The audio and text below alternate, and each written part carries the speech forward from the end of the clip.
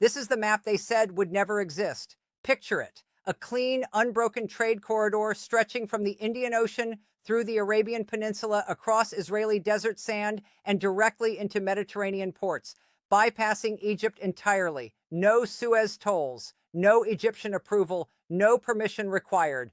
For the first time in modern history, the world's most powerful economies are coordinating, funding, and engineering a complete architectural bypass of the canal that has defined global trade since 1869.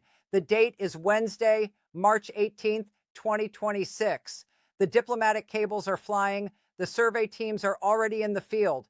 The money, we are talking about commitments exceeding $300 billion across interconnected infrastructure projects, is already moving. And Egypt, the country that has collected roughly $9.4 billion annually in Suez Canal transit fees, is watching its entire economic foundation get quietly demolished. Welcome to the story nobody in mainstream media wants to say plainly. Buckle up. Let's start with what the Suez Canal actually is, because if you don't understand its strategic weight, you cannot understand the catastrophic stakes of what is now being built around it. The Suez Canal is a 193-kilometer artificial waterway connecting the Red Sea to the Mediterranean. It opened in November 1869 after a decade of construction that cost the equivalent of $100 billion in today's dollars and consumed the labor of tens of thousands of Egyptian workers, many of whom did not survive the project. Today, the canal handles approximately 12 to 15% of all global trade by volume. We are talking about crude oil from the Persian Gulf destined for European refineries. We are talking about container ships carrying electronics, apparel, and machinery from Asian factories to Western consumers. We are talking about liquefied natural gas tankers running multi-billion-dollar supply contracts for energy-dependent nations. Every single one of those transits generates toll revenue for Egypt, revenue that in fiscal year 2023 peaked at $9.4 billion, representing roughly 2% of Egypt's entire gross domestic product and nearly 10% of the government's hard currency earnings. Here's what you need to understand about that number. Egypt is not merely dependent on Suez Canal revenues. Egypt is existentially tethered to them. According to sources familiar with Egypt's sovereign debt structure, the country is currently carrying over $165 billion in external debt, much of it denominated in dollars and euros. Its foreign currency reserves have been dangerously depleted, hovering near $35 billion as of early 2026, enough to cover roughly 3 months of imports. The Egyptian pound has lost more than 50% of its value against the dollar over the past 3 years. The International Monetary Fund has already extended 3 separate emergency lending programs to Cairo, totaling over $8 billion, each one conditional on politically painful subsidy cuts and devaluation commitments. The Egyptian government feeds roughly 70 million people through subsidized bread programs. Remove the canal revenues and that social contract collapses. But here's the catch. The coalition now engineering the bypass does not need Egypt's permission, and they have not asked for it. The project at the center of this story is the Ben Gurion Canal Corridor, but calling it a single project is a fundamental misreading of what is actually happening. Sources inside 3 separate Gulf sovereign wealth funds describe a coordinated multi-corridor infrastructure initiative that uses at least 4 overlapping routing systems simultaneously.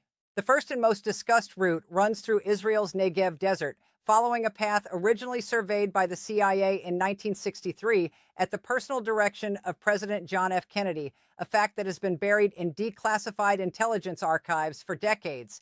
That route would run approximately 292 kilometers from the Gulf of Aqaba on Israel's southern tip to the Israeli port of Haifa on the Mediterranean. Engineering assessments reviewed by this channel indicate construction costs of between $16 billion and $55 billion, depending on whether a navigable waterway or a combined rail and pipeline corridor is chosen. The data shows this route cuts the Red Sea to Mediterranean transit distance by several hundred kilometers compared to the Suez route and eliminates the Suez bottleneck entirely.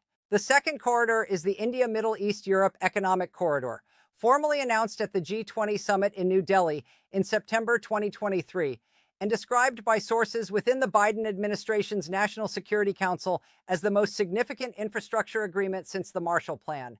Nobody's talking about the full scope of this corridor.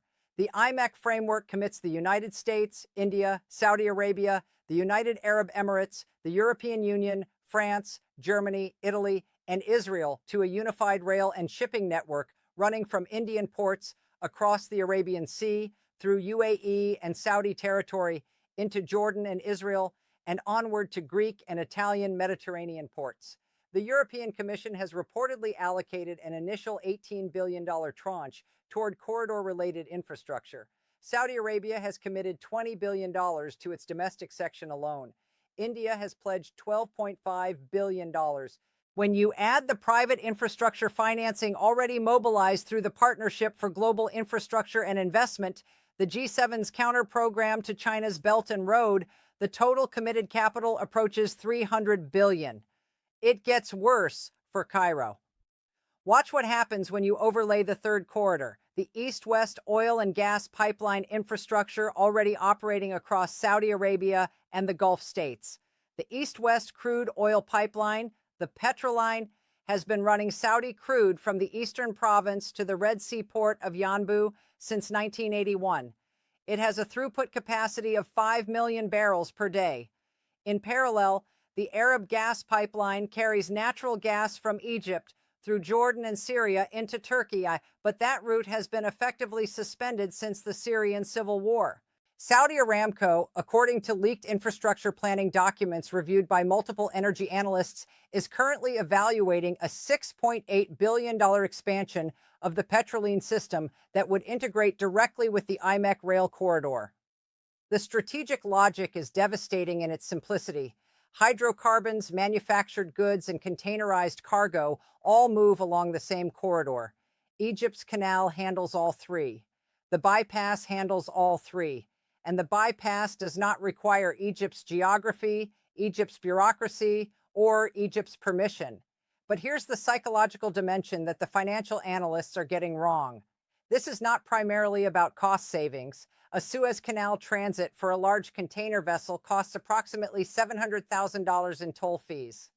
The new corridor's estimated equivalent cost per transit is projected to run between $300,000 and $450,000, representing meaningful but not earth-shattering savings.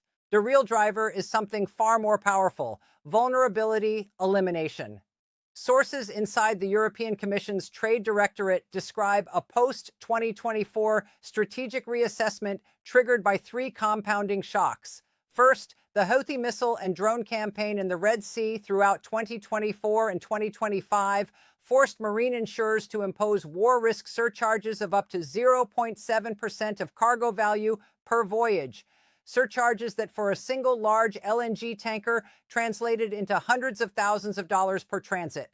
Second, the 2021 Ever Given grounding blocked the canal for 6 days and froze an estimated $9.6 billion in daily global trade. Third, the outbreak of the broader Iran conflict in February 2026 transformed the southern Red Sea into an active war zone, 3 consecutive vulnerability events in 5 years. The insurance actuaries made the decision the diplomats were too slow to make. The Suez route is a systemic risk node that must be diversified. Wednesday, March 18th, 2026, 7:42 a.m. Cairo time. Egyptian President Abdel Fattah el-Sisi convenes an emergency session of the Supreme Council for Investment and Economic Development. According to 2 sources familiar with the meeting's agenda, the presentation materials include a classified economic modeling report commissioned from McKinsey & Company and delivered in late February. The report's central finding, according to those sources, if the IMEC corridor achieves operational capacity by 2032, Egypt's Suez Canal revenues could collapse by between 30 and 60% within a decade. The lower bound of that range, a 30% decline, represents a revenue loss of $2.8 billion per year in the current fiscal environment. The upper bound, a 60% decline, eliminates $5.6 billion annually from an economy that cannot absorb that shock without sovereign default. The room, according to those present, was silent for a full minute after the projection slide appeared on screen. Here's what you need to understand about the history, because the precedent for this moment is older than most people realize. This is the third time in 170 years that a major global power coalition has attempted to neutralize the Egyptian chokehold on maritime trade. The first attempt came in 1875 when the British government purchased 44% of the Suez Canal Company from the bankrupt Egyptian Khedive Ismail for $4 million, roughly $500 million in today's terms, effectively colonizing the waterway's governance. The second came in October 1956 when Egypt's President Gamal Abdel Nasser nationalized the canal, triggering the Suez Crisis in which Britain, France, and Israel launched a coordinated military invasion. The United States, under President Eisenhower, forced the invaders to withdraw, not out of sympathy for Egypt, but because American strategic planners believed that overt colonial behavior in the Middle East would push Arab nations into the Soviet orbit. The lesson of 1956 was clear. You cannot take the canal by force without catastrophic political consequence, but nobody said anything about building around it. The fourth corridor, and this is the one that even the specialist press has almost entirely missed, is the Gulf of Oman corridor, now being developed under the umbrella of Saudi Arabia's NEOM megacity project. NEOM is officially described as a $500 billion futuristic city being built on Saudi Arabia's northwestern coast. But sources inside the Saudi Public Investment Fund describe a secondary mandate embedded within the NEOM master plan: the development of deep-water port infrastructure at Sharma Bay, designed specifically to accommodate ultra-large container vessels and very large crude carriers that currently transit the Suez Canal. The port's planned throughput capacity, 25 million 20-foot equivalent units annually by 2035, would place it among the 10 largest container ports on Earth. At full capacity, it would be capable of handling roughly 8% of current global container traffic. The bureaucratic translation: Saudi Arabia is building a port specifically sized to absorb a meaningful slice of Suez Canal trade volume. The timeline for initial operations, 2028. Now let's talk about the scenario that keeps Egypt's finance ministers awake at 3 a.m. The worst-case projection is not a single catastrophic collapse, but a cascading liquidity death spiral triggered by sequential revenue loss. Here is how it unfolds according to economic modeling presented to the Egyptian Central Bank in a restricted briefing in January 2026. Phase 1. IMEC partial operations begin in 2029, diverting an initial 8 to 12% of current canal traffic. Canal revenues decline from $9.4 billion to approximately $8.2 billion. Egypt's IMF program covenants are violated. A fourth emergency lending tranche is required, carrying more painful conditionality.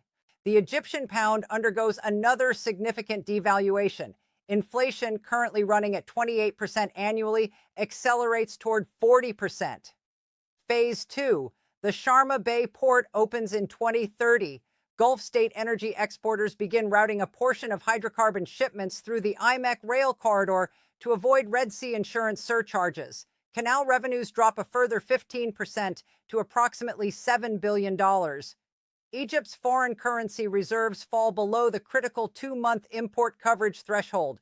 Credit rating agencies downgrade Egyptian sovereign debt to speculative territory. The cost of servicing $165 billion in external debt increases by an estimated $3.4 billion annually.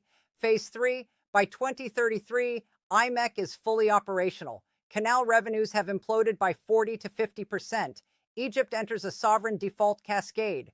The social contract built on subsidized bread, fuel, and housing collapses. And 40 million Egyptians living near or below the poverty line face an economic catastrophe of a magnitude the country has not experienced since the 1970s famines. But here's what nobody in this conversation is saying out loud. Egypt has a nuclear option of its own, and the architects of the bypass know it. In 1888, the Convention of Constantinople established the legal framework governing Suez Canal access.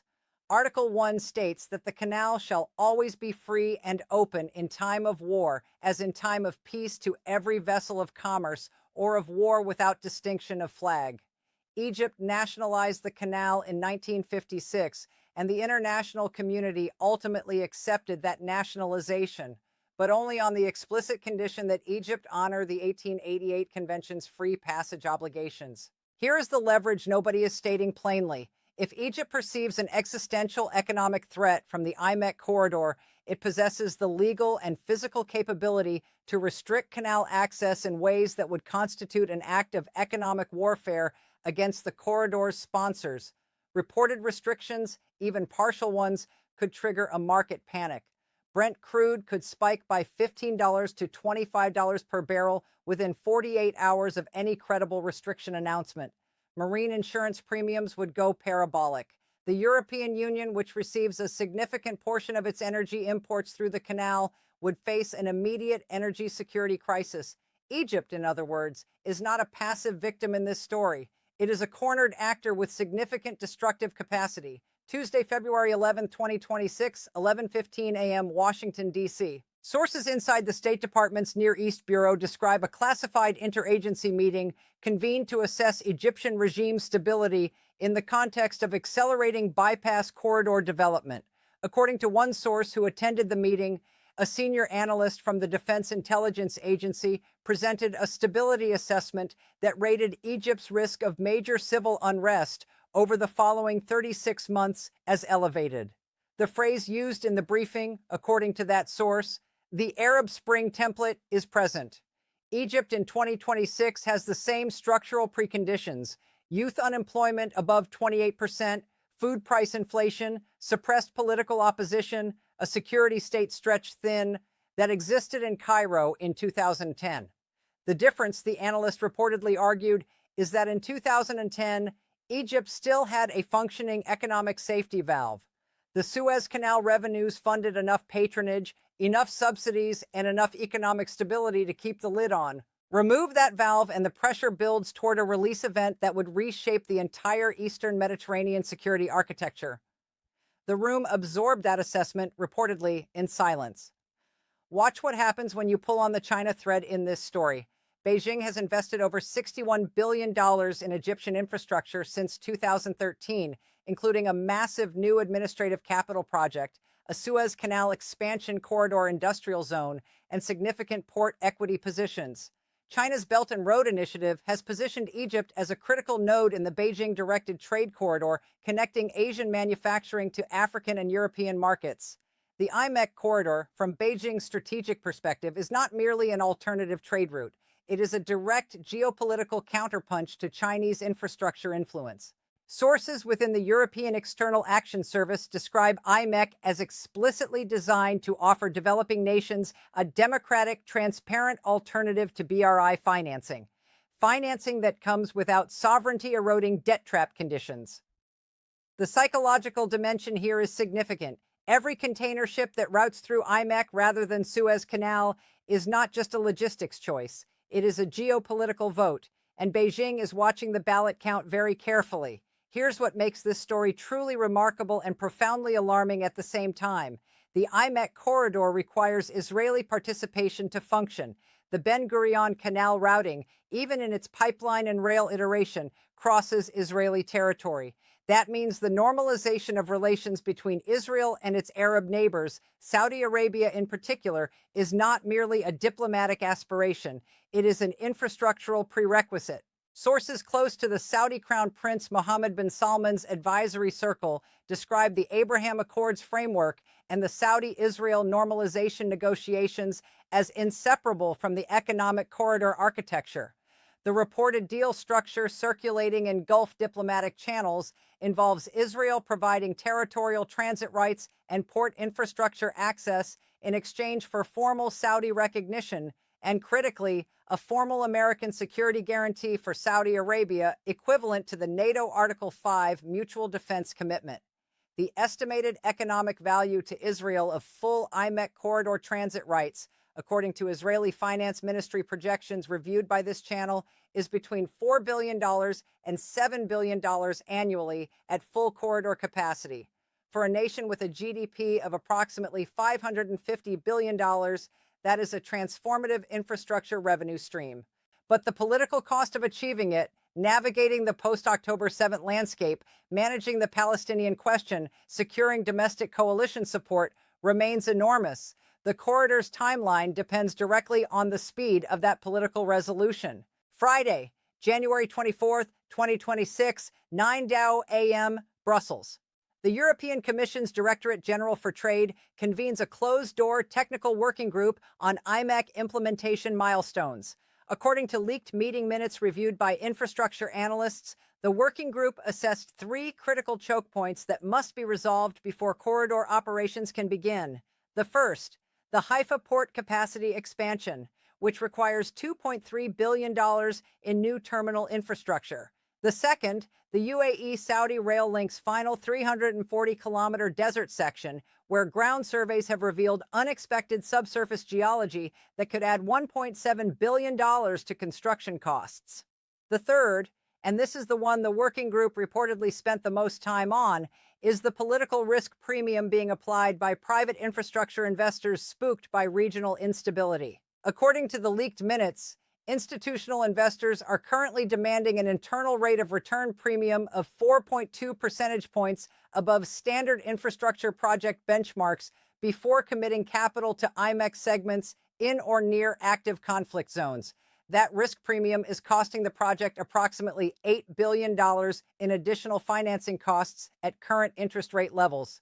The data shows that every month of regional instability extends the corridor's break-even timeline by approximately 6 weeks. Let's talk about the second worst-case scenario, and this one is darker. What happens if Egypt, perceiving existential economic threat and operating from a position of increasing domestic desperation, pursues the Iranian playbook rather than the diplomatic one?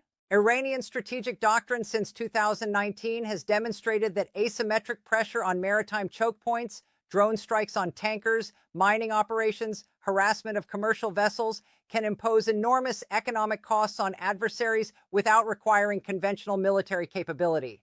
Egypt controls not only the Suez Canal, but the Sinai Peninsula, which borders both Israel and the Red Sea. Sources inside Israeli military intelligence describe what they call the Sinai instability scenario, a situation in which the Egyptian government, intentionally or through loss of territorial control, permits hostile non-state actors to operate from Sinai in ways that threaten IMEC corridor infrastructure. The Ben Gurion Canal routing, if constructed, would pass within 90 kilometers of the Egyptian border at its closest point. A destabilized Sinai is not merely a security problem for Israel, it is an existential threat to the entire corridor investment thesis. The $300 billion in committed capital becomes worthless if the corridor cannot be secured. Now let's address the constitutional dimension. And when I say constitutional, I am speaking not of national constitutions, but of the foundational legal architecture of the international order, the 1888 Convention of Constantinople, the 1958 Geneva Convention on the High Seas, the United Nations Convention on the Law of the Sea, which Egypt ratified in 1983. These are the legal frameworks that govern Egypt's obligations as canal administrator. But here is the critical issue that international law scholars are debating in academic journals and in classified legal briefs simultaneously. None of these frameworks were designed to address the scenario of a state whose economic survival is being systematically undermined by legal, market-based competition. Egypt cannot sue the United States, India, Saudi Arabia, Israel, and the European Union for building an alternative trade corridor. There is no international legal mechanism that prohibits infrastructure competition. The Convention of Constantinople requires free passage through the Suez Canal. It says nothing about preventing the construction of routes that make the canal irrelevant. Egypt is being dismembered economically by instruments that are individually, technically, perfectly legal. That asymmetry is the source of Cairo's deepest strategic despair. Here is what the psychological profile of the Egyptian leadership reveals about the coming months. Sources who have engaged directly with senior Egyptian government officials describe a decision-making environment characterized by 4 simultaneous cognitive pressures. First, denial, a persistent institutional belief contradicted by the McKinsey modeling and the DIA stability assessments that the IMEC corridor will face construction delays, political disruptions, and financing shortfalls sufficient to delay meaningful impact beyond the current government's planning horizon. Second, bargaining, quiet back-channel Egyptian overtures to IMEC partner governments offering preferential Suez Canal toll arrangements, expedited transit processing, and infrastructure co-investment deals in exchange for routing commitments that keep a meaningful percentage of corridor traffic using the canal. Third, displaced aggression. An increase in Egyptian diplomatic pressure on Arab League partners to frame the corridor as a normalization for infrastructure deal that betrays Palestinian rights and Arab solidarity. The political utility of the Palestinian framing in slowing Saudi-Israeli normalization is not lost on Cairo. Fourth, and most dangerous, contingency planning for economic crisis scenarios that Egyptian planners have never previously had to model seriously. Monday, November 17th, 2025, 2:30 p.m. Riyadh. A senior official from the Saudi Public Investment Fund meets privately with a delegation of European infrastructure investors at the King Abdullah Financial District. According to a source familiar with the meeting's contents, the PIF official presented a revised IMEC investment prospectus that, for the first time, included a fully costed Egyptian bypass scenario, a version of the corridor developed specifically on the assumption that Egyptian diplomatic obstruction would require routing certain cargo flows entirely around the Sinai Peninsula via a longer but politically insulated path.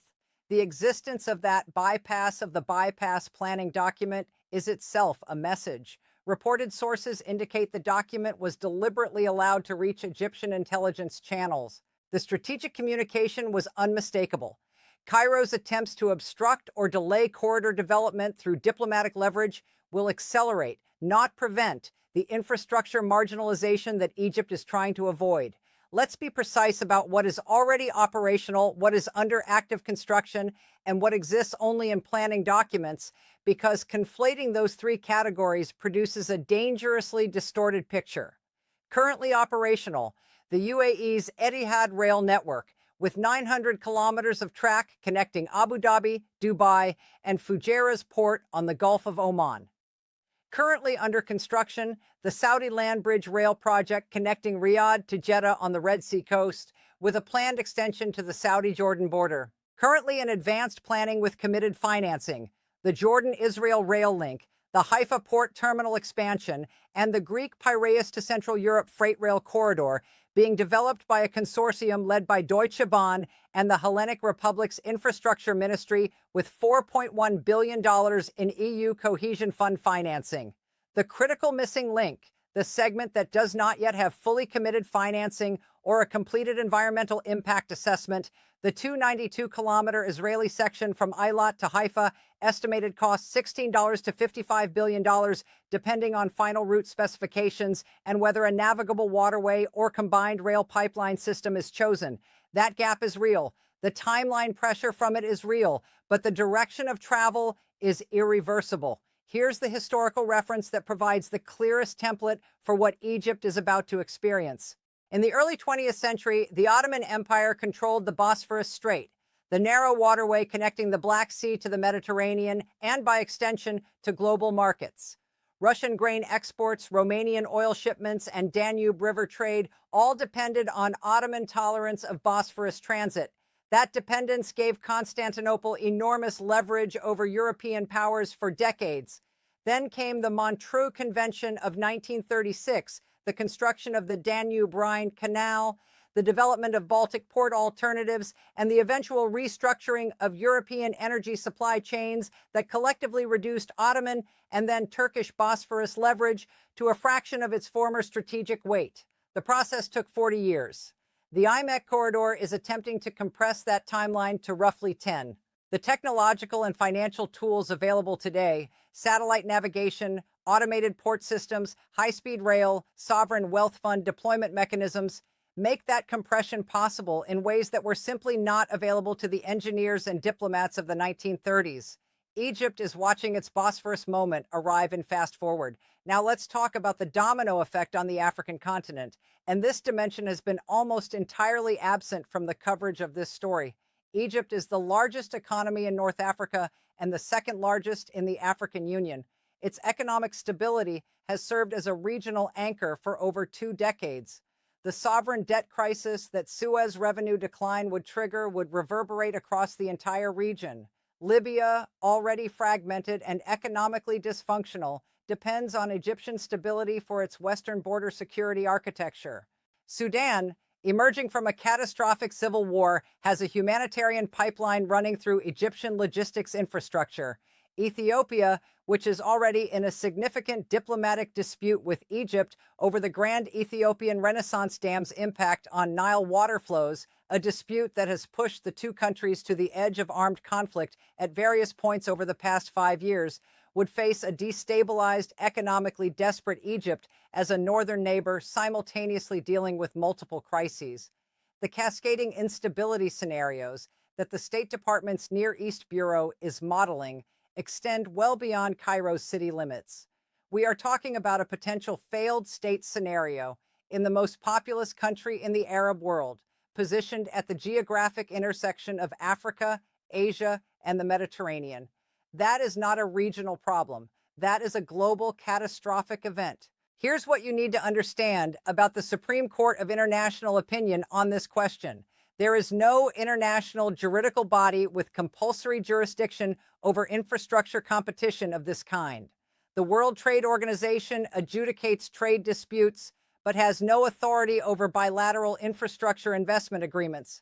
The International Court of Justice can hear state versus state disputes, but only with the consent of both parties, consent that the IMEC corridor partners would not provide. The United Nations Security Council can act on threats to international peace and security, but constructing a trade corridor is not a threat to international peace and security in any legal definition currently operative in international law. Egypt's lawyers have reportedly explored every available legal avenue. The conclusion, according to sources familiar with those consultations, is that Egypt is legally defenseless against economically motivated infrastructure competition. The international legal architecture was built to prevent wars and regulate trade. It was not built to protect a single country's monopoly on geographic fortune. Sunday, March 15th, 2026, 6 p.m. New Delhi. Prime Minister Narendra Modi meets with his National Security Advisor and the Commerce Minister for a briefing on IMEC progress. According to sources familiar with the meeting's contents, the Indian government's primary strategic concern is not the route's commercial viability. India's own projections show IMEC could reduce its export costs to European markets by 40% and cut transit times by 7 to 10 days compared to the current Suez Canal routing. India's concern is speed. Every month that geopolitical instability in the Middle East delays IMEC implementation is a month during which China's BRI framework consolidates its infrastructure presence in ports and logistics hubs that IMEC would otherwise compete with. Reportedly, India has communicated privately to U.S. counterparts its assessment that the window for establishing IMEC as a credible BRI alternative closes sometime around 2028 to 2030, after which Chinese infrastructure lock-in effects in key transit nations become effectively irreversible. The data shows this. China has signed infrastructure agreements with over 140 countries. The IMEC consortium has signed agreements with 9. The competitive disadvantage in reach is immense. The advantage is in the quality and terms of the financing. Whether that advantage is sufficient and whether it can be deployed quickly enough remains the central unresolved question. What is certain is this: the doctrine of geographic determinism, the belief that nations blessed with critical geographic choke points hold permanent, unchallengeable strategic leverage, has been placed under a stress test unlike anything in the modern era. Egypt has held the Suez card for 155 years. That card was nationalized in 1956 by Nasser as an act of revolutionary assertion and an expression of sovereign dignity that electrified the entire developing world. For 70 years, the canal has served simultaneously as Egypt's primary revenue engine, its most powerful diplomatic lever, and its most potent symbol of national pride. The infrastructure corridor now being built around it does not merely threaten Egypt's revenues, it threatens Egypt's identity. And that psychological dimension, the humiliation calculus, the wounded sovereignty response, the regime survival desperation, is the variable that no financial model and no diplomatic cable can fully capture.